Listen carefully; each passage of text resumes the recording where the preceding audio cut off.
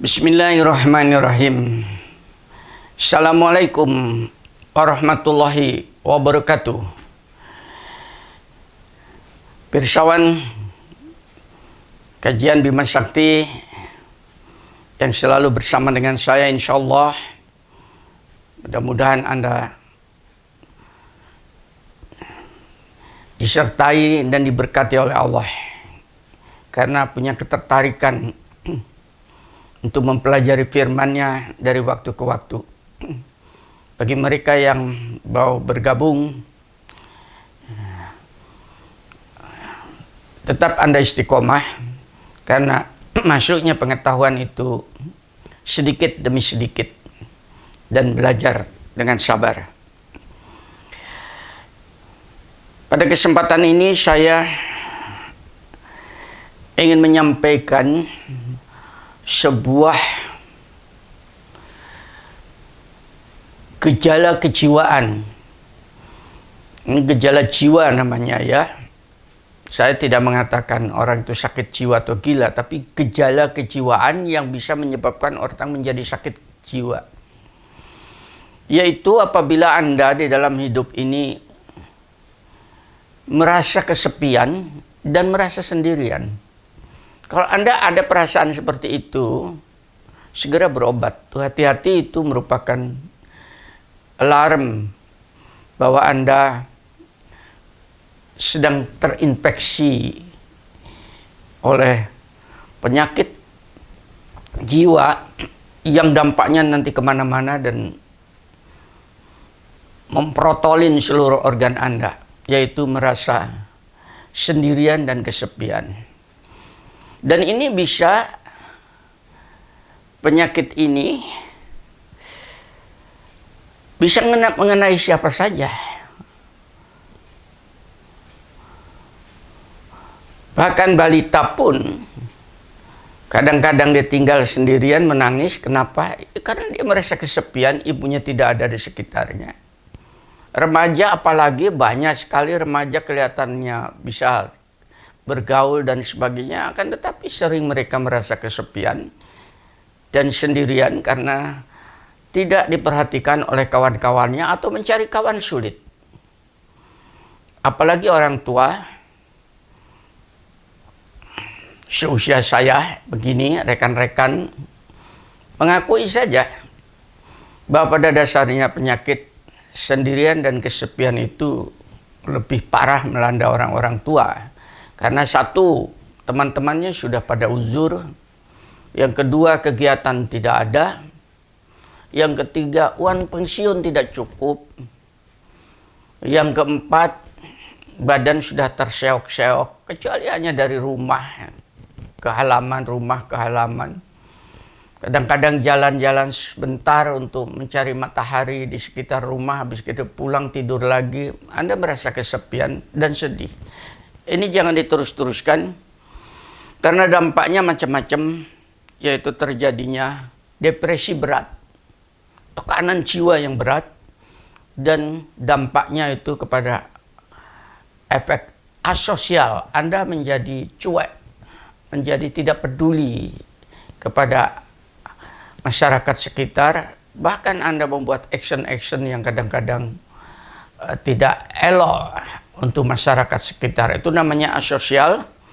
Dan mereka yang sudah parah itu banyak yang bunuh diri, apalagi di dalam dunia modern ini. Itu sudah Anda bisa lihat, terjun dari lantai 15 dan sebagainya, ya, di dalam masyarakat perkotaan.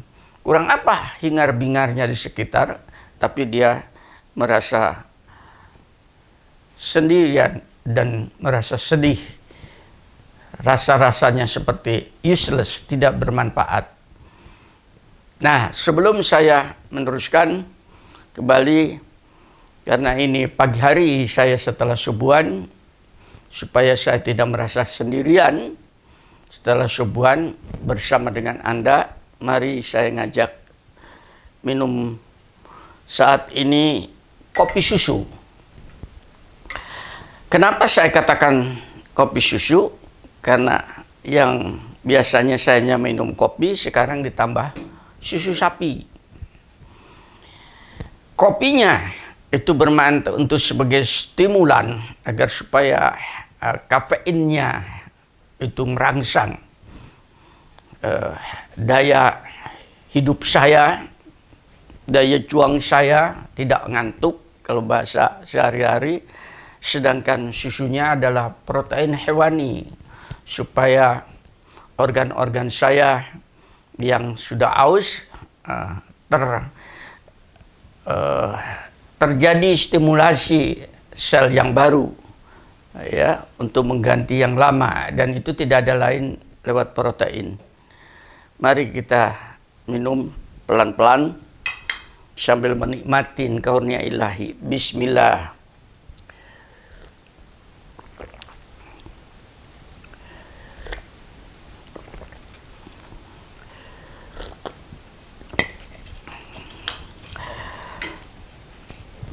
Alhamdulillah, saya masih dikasih kurnia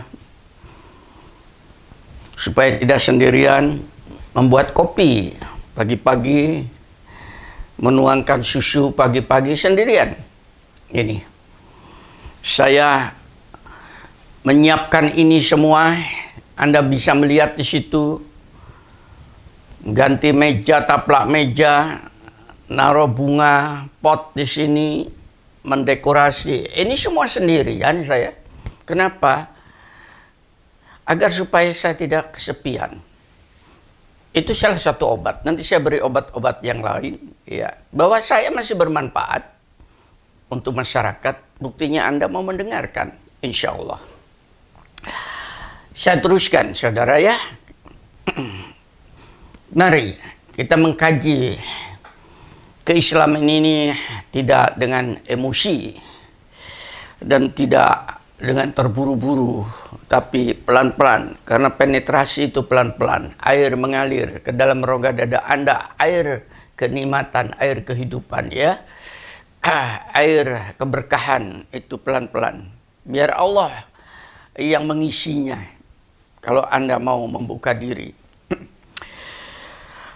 Nah, mengapa orang menjadi kesepian? Ada beberapa penyebab hal itu terjadi. Yaitu penyebab yang pertama itu hati nuraninya itu. Yaitu persangkaan hati Anda. Ini persangkaan. Kalau namanya sangka kan belum ada, tapi kebanyakan persangkaan ini yang dikatakan sudah hadir, padahal belum. Anda tidak terasa bahwa Anda itu hanya berpersangka. Persangkaan hati, ya, yang akan menimbulkan berbagai gejala, yang kemudian gejala itu atau simptom pada diri jiwa Anda itu, yaitu kehilangan percaya diri.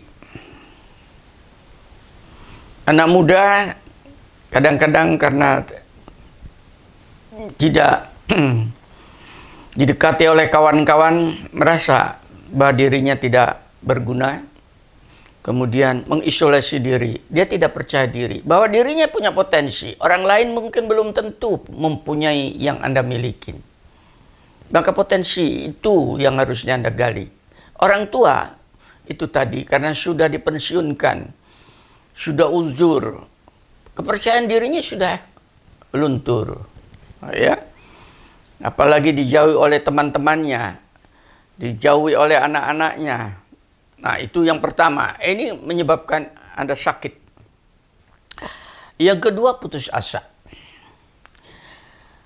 Putus asa itu segala ikhtiar sudah dilakukan. Saya jualan ini tidak payu. Saya bekerja di sini juga tidak sesuai. Akhirnya pindah-pindah pekerjaan. Anda putus asa. Untuk orang tua mungkin putus asa, dibombardemen dengan macam penyakit. Itu tadi. Penyakit encok, penyakit pusing, penyakit murus, ya macam-macam lah. Apalagi itu namanya penyakit fulus. Itu tadi. Anda putus asa karena kantongnya kantongnya kering, amplop tidak ada. Ini yang menyebabkan Anda putus asa. Kemudian karena demikian, Anda menjadi useless tadi, merasa tidak berguna lagi saya, kanan kiri tidak ada yang menggunakan. Bahkan cucu saja tidak mau mendekat karena takut dengan kakeknya. Kan seperti itu di dalam masyarakat, takut dimarahi ya. Karena dunianya sudah berbeda itu tadi.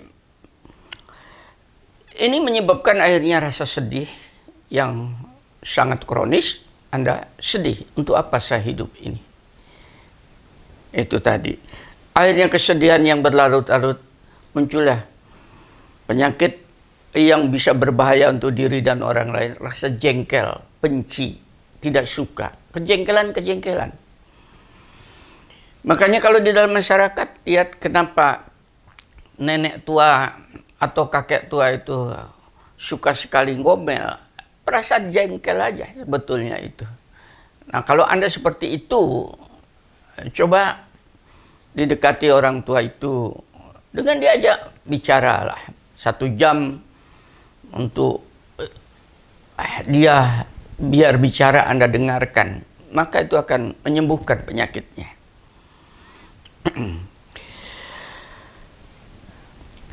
Berapa kiat untuk mengobati penyakit jiwa yang disebabkan oleh hati dengan gejala itu tadi. Yang pertama, bagi Anda yang merasa sedih dan sendirian, coba Anda membangun komunikasi dengan ilahi Anda. Pada dasar setelah tua itu Anda merasa tidak punya teman, Anda tidak mempunyai kegiatan, Anda tidak mempunyai cukup ekonomi. Pada dasarnya coba Anda berkomunikasi dengan Allah.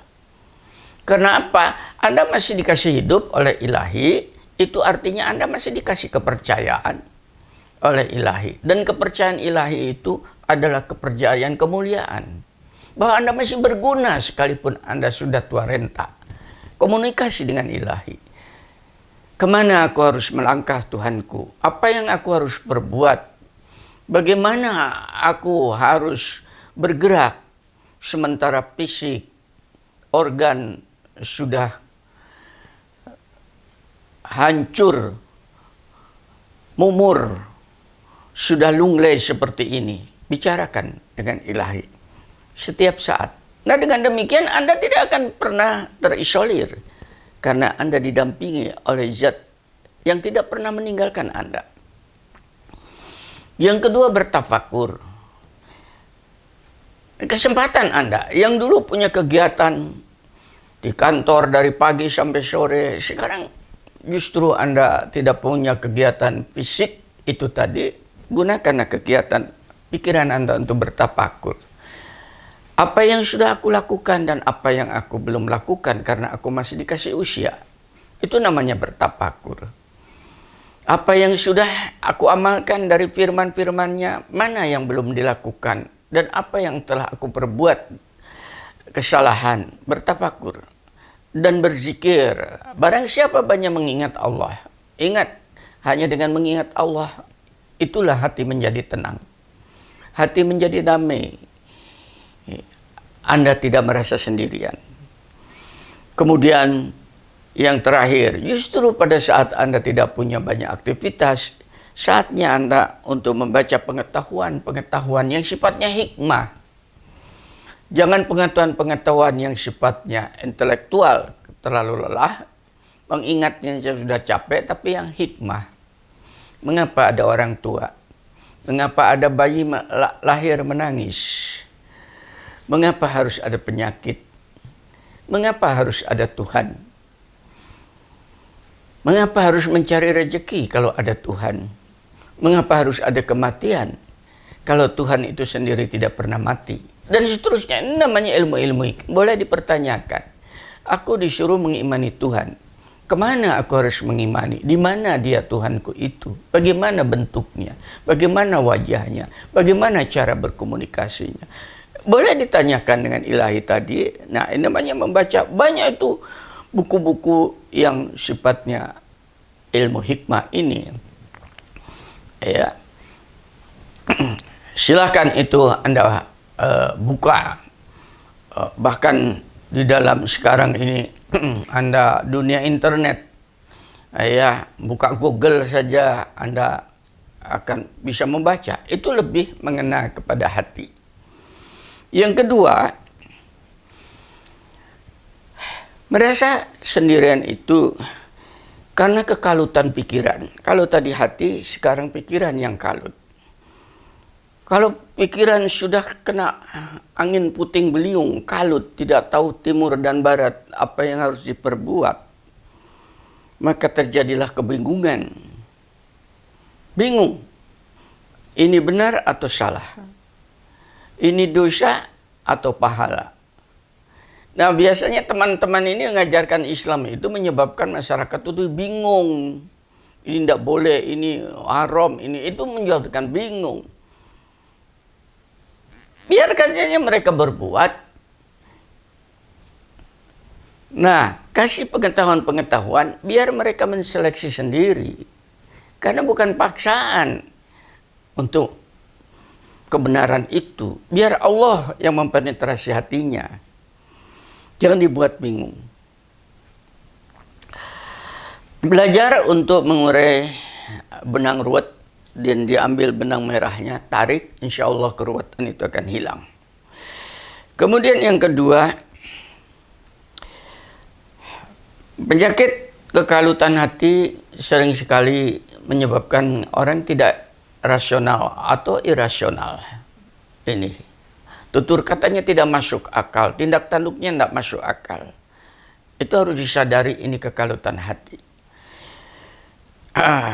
Yang berikutnya, kekalutan pikiran. Kekalutan pikiran itu kalau diterus-teruskan, lama-lama Anda akan kena penyakit yang namanya penyakit pikun. Tidak ada obatnya. Kalau sudah pikun, pasti Anda tidak produktif dan tidak enak. Ya. Makanya salah satu diantaranya mempelajari Al-Quran itu tadi dengan pelan-pelan itu merupakan obat pikun, karena obat pikun tidak ada di dunia ini tadi. Nggak ada obatnya kecuali nasihat dari ilahi. Ya, Quran mengatakan wa nunajjilu minal Quran ma huwa syifaun wa rahmatun lil mu'minin. Diturunkan Al-Quran ini sebagai obat. Salah satu diantaranya obat pikun ini tadi. Tapi bukan Qurannya tulisan Arabnya dibakar terus diminum, tapi dipelajari pelan-pelan. Obat kebingungan, obat irasional. Ya, sebagai obat itu tadi. Ini jaminannya ilahi. Pelan-pelan. Ya, dibaca pelan-pelan. Perintah membaca pelan-pelan itu dan kemudian dihayati, itu Anda baca di dalam surat Al-Muzammil. Ya ayyuhal muzammil qumil laila illa qalila nisfahu awinkus minhu qalila auzid alaihi waratilil qur'ana tartila inna sanulqi alaika kaulang syakila inna nasyatal laili hiya ashadu wat awwaqwa mukila. Itu Al-Muzammil. Coba pada waktu malam hari itu, kamu pelajari Al-Quran, baca pelan-pelan, kamu resapi tadi, isinya kamu ambil tadi.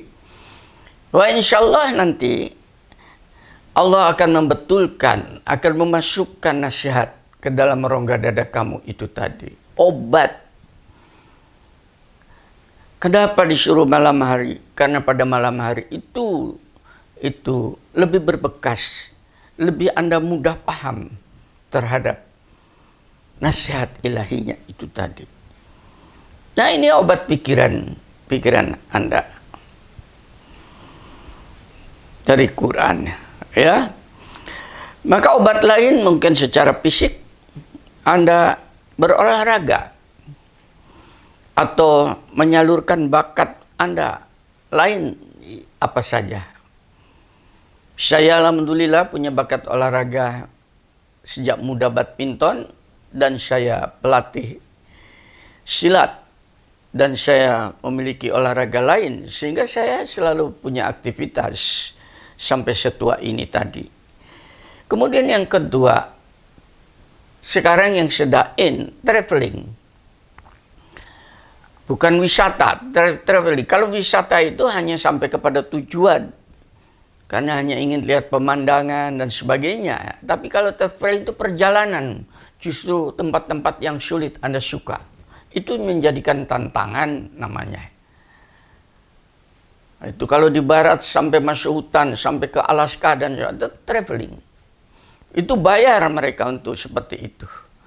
Di Indonesia ini seperti tempat traveling mudah dan murah.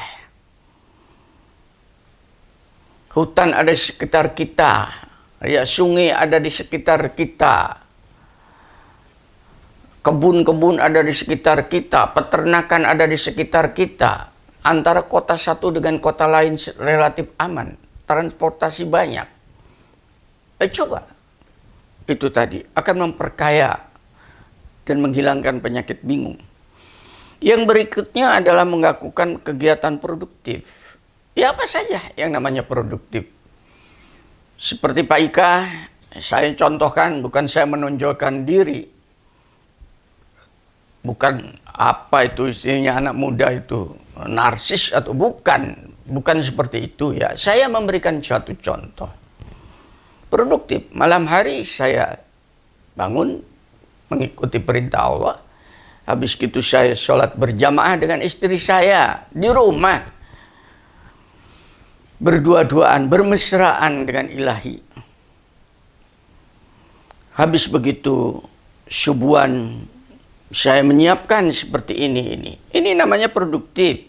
Tadi sudah saya sampaikan, ya, mencari kain di belakang dan sebagainya. Kalau Anda punya background mungkin yang tidak terpakai, kirim ke Pak Ika untuk background di belakang ini tadi dalam rangka agar supaya syiar Islam ini indah. Dan Anda sudah termasuk orang yang mendukung kegiatan apa yang saya lakukan seperti ini. Ini namanya produktif, menyiapkan materi ini saja tidak mudah. Wah, insya Allah semuanya tercatat oleh ilahi. Kemudian berkomunikasi dengan sesama. Saya alhamdulillah hampir seminggu sekali atau seminggu 2 kali ada beberapa teman itu dalam bentuk kelompok nelpon kepada saya dalam bentuk kelompok yang sendiri-sendiri sehingga saya memberikan tausiahnya enak tentang pendalaman itu. Tapi mereka yang betul-betul ingin mendalamin ya tentang hakikat itu tadi. Mengapa kita harus beribadah? Siapa sebetulnya Tuhan? Bagaimana berkomunikasi? Nah, itu lewat telepon sambil mau tidur ya. Anda kalau mau bergabung silahkan ya. Itu tadi daripada Anda tidak produktif tadi. Ini namanya berkomunikasi dengan sesama. Kemudian tadi kembali banyak membaca dan banyak melakukan analisis renungan-renungan. Ini juga obatnya pikiran. Lah ini sebetulnya disampaikan oleh Al-Quran, oleh Allah untuk seluruh umat manusia. Oleh karena itu Islam pada dasarnya adalah mempunyai fungsi. Satu, sifatnya pencegahan. Itu protektif. Ajarannya itu protektif. Sejak balita, remaja, dewasa, sampai manula, ya, sesuai dengan tingkat usia dan budaya masyarakatnya. Dengan mengarahkan potensi dirinya. Itu. Kemudian mengembangkan, membina, dan memelihara. Itu namanya protektif. Jadi bukan mengeksekusi. Bukan kayak orang-orang mereka yang ngaku pintar Islam padahal bodoh. Misalnya katanya, hamil yang Islami gitu. Terus mengajari bayi di dalam perut supaya Islami. Ini untuk saya kebodohan itu ya. Orang hamil itu pasti Islami. Dan terjadinya ovum dan sperma kemudian menjadi embrio di dalam rahim itu Islami. Ya Islam yang mana lagi? Nah, tapi dalam rangka mengembangkan potensi. Yang kedua, Islam memberikan konsep penyembuhan. Kuratif namanya. Bagi mereka yang bergejala seperti tadi itu, diberi kesembuhan dengan cara memberikan harapan, jangan putus asa. Lalu memfungsikan. Satu contoh, misalnya saya pernah mampir di Singapura, itu jalan-jalan di Singapura, saya lihat di bandara itu yang menyapu, membersihkan WC, yang mengurus taman, itu orang tua-tua. Kenapa? Karena pemerintahnya memperhatikan bahwa orang tua ini masih hidup, harus dipelihara jasmani, dengan apa? Memfungsikan dirinya. Dia tidak kesepian di rumah. Dan ini menjadi sebuah obat. Di beberapa negara, bahkan orang yang pensiun itu tidak dipotong dananya itu. Justru orang yang sudah pensiun itu berarti orang itu memiliki potensi pada dirinya. Buktinya amanah. Harusnya dipertahankan bayarannya seumur hidup dia. Untuk obatnya, untuk kesehatan jiwanya, untuk aktivitasnya. Ini dipotong. Bahkan kalau suaminya meninggal, jandanya dipotong lagi. Kan kasihan. Ini tanggung jawab negara ini, Mas, sekarang.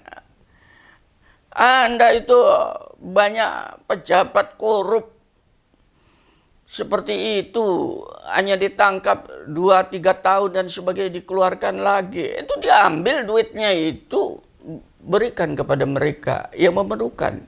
Seperti apa yang saya sampaikan. Jadi sebuah konsep. Masa negara yang dinamakan non-Islam, seperti Singapura itu tadi, perilakunya Islami mereka. Nah, ini harapannya seperti itu di beberapa negara, misalnya kalau tidak salah New Zealand, orang-orang pensiun tetap dia dikasih bukan uang pensiun, bayaran penuh. Karena dia manusia. Namanya memberikan harapan, ya. Itu tadi. Dan penghargaan kepada yang bersangkutan. Lalu membina dalam kebersamaan. Yang saya melihat orang-orang tua itu dibina di dalam kelompok-kelompok orang-orang pensiunan, hanya dikumpulkan, diceramain. Tidak disalurkan. Ujung-ujungnya hanya untuk suaranya diambil untuk pencoblosan. Ini sebuah manipulasi namanya. Anda kejam itu. Yang berikutnya adalah pengembangan. Dikembangkan tadi Anda, orang-orang itu, yaitu membuat kelompok kreatif, produktif, inovatif, pakar dalam bidangnya. Ya. Nah, ini akan menyebabkan imunitas tinggi dalam usia yang bersangkutan itu. Maka insya Allah orang-orang yang kayak demikian ini ya akan menempati kemuliaan di sisinya. Akhirnya saudara-saudara, sebagai sebuah kesimpulan, saya sampaikan kepada Anda semua, jangan Anda pernah merasa sendirian dan kesepian.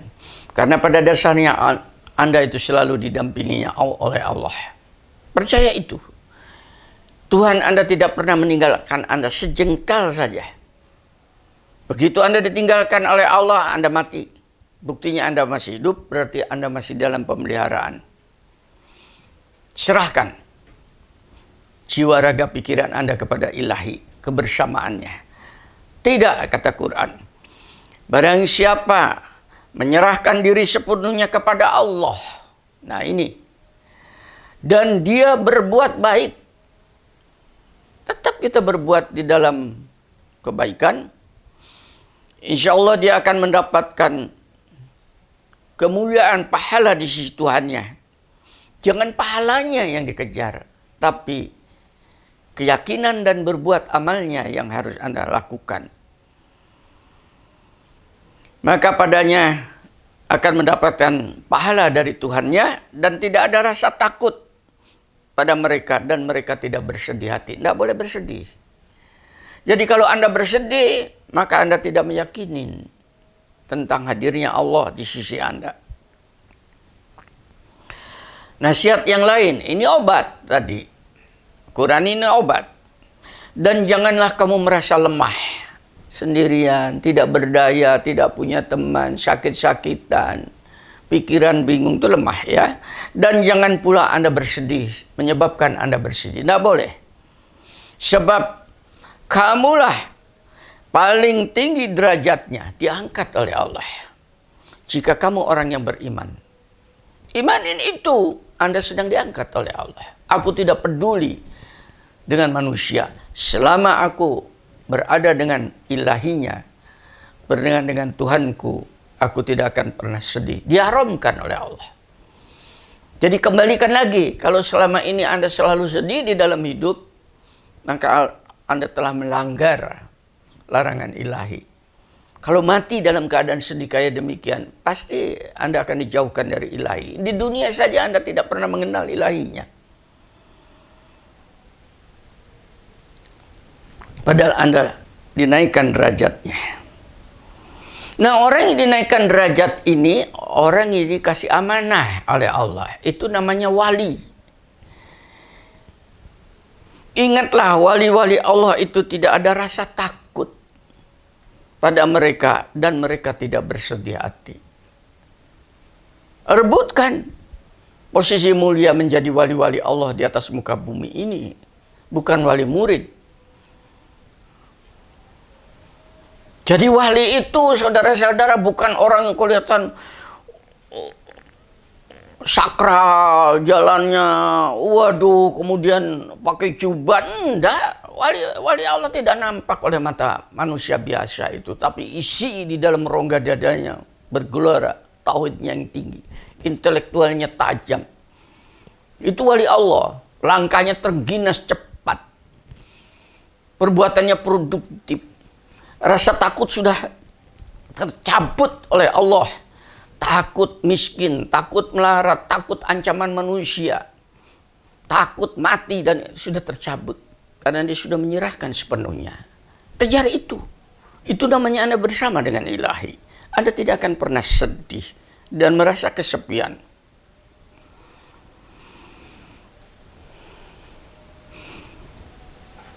Dan meminta kepada Allah pertolongan untuk sampai ke arah itu. Karena ketika kamu memohon pertolongan kepada Tuhan, maka insya Allah Allah akan memperkenankannya. Sungguh, kata Allah, aku akan mendatangkan bala bantuan kepada kamu dengan 1000 malaikat yang datang berturut-turut. Walaupun konteks ayat ini ada hubungannya dengan perang Badar, tapi ayat ini sebagai obat untuk kita. Kalau kita dekat dengan Allah, akan diturunkan teman-teman kita, sahabat-sahabat karib kita, penjaga kita itu para malaikat. Bukan manusia yang suka berkhianat, yang suka dusta. Insya Allah. Yakini ini sebagai sebuah obat untuk Anda.